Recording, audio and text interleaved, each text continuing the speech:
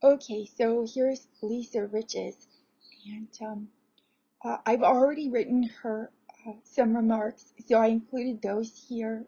You can see the topic is the smile.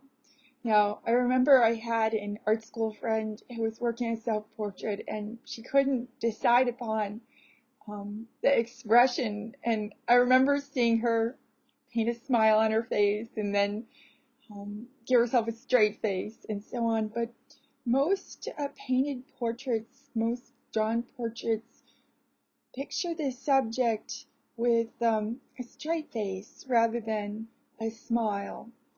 This would be for a drawing that's made from life where the model is posing. And I think that that's because, um, it puts a strain on the model to ask the person to smile for 20 minutes or an hour, or even if it's you looking in the mirror. Well, you can see the issue that Lisa's run into is she only smiled when she was drawing her mouth. Now, if you look at yourself in the mirror when you're smiling, you can see that the smile affects your eyes and your cheeks. So, that's a matter to consider. Lisa, one other thought. I like to consider that often the neck is looking like a tree rooted in ground, which is to say that the neck is going to become a little wider at the base, at the shoulders, where it joins the torso. So maybe look for that, or even check the edge of the collar. The collar often says an awful lot about the neck and shoulders. Now I want to attract everyone's attention to the matter that this is to be a gestural drawing, which is a quicker sort of drawing. It might be that in this drawing you work through 3 steps of the 4-step process and don't really concentrate on step 4. Also notice that this is a charcoal drawing, and I love Mike's solution so far. It's beautiful, but it appears to me to be a graphite drawing. Mike, let us know. Um, one thing you might be guilty of is digging into details before everything's mapped out. I noticed that you don't see a neck or an ear, and well, it's a feat if you can assemble a drawing with success, just working from one highly detailed area to the other without laying everything out in advance. It's much safer to lay things out.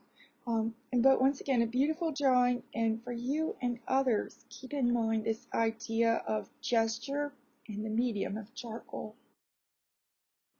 Hi, Melissa. One thing I find really compelling here is that the shoulders are turned a little to the side, yet the view of the head is from the front. I like that sense of turning. It's making the subject appear to be animated. Maybe check to see that features are in fact centered. They look largely centered, yet we're short of space at the temple there on the right side. One thing that you're doing is you're assigning value according to a rote idea of where it ought to go.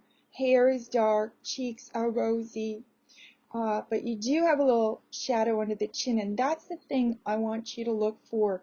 Use dramatic lighting so that you can see the lights and darks. Actually, I notice now that you've got some good things going on with the nose too. Um, with regard to teeth, I wonder if this is possibly a young subject who might be missing a tooth or two. I have a couple of nieces who are just at that age. Um, but with regard to teeth, I'd say suggest them, but don't number every one. It's just more detail than is needed, and it winds up making us focus on the subject's dental work rather than the facial expression overall. I recommend that you experiment a little bit with drawing hair and maybe see the links that I posted about drawing hair. Matthew Dillon, this is a really fine drawing, and I know you originally posted in week 3. It does work better in this context. I love the way that the subject appears to be at ease. Looks to me like he's reading. His eyes are glancing downward at something outside of the picture. I think I might have mentioned elsewhere the technique of sfumato. You might like to look ahead to week 5 in the second assignment. Edwards also talks about this, but she does it with graphite. I think it works better with fine charcoal. Sfumato, which comes from the Italian word from smoke, means to uh, treat the entire page with a coating of fine charcoal, and then let that be a medium gray. You can begin by erasing down to the white of the paper, and then you can add more dark values for the charcoals. That method works best with charcoal paper, by the way.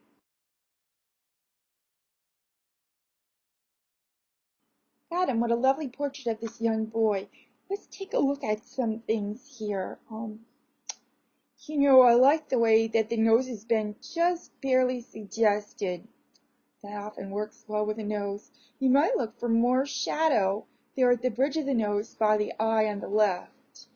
While it's true that the lower lip usually catches light, the effect you have here might be a little extreme.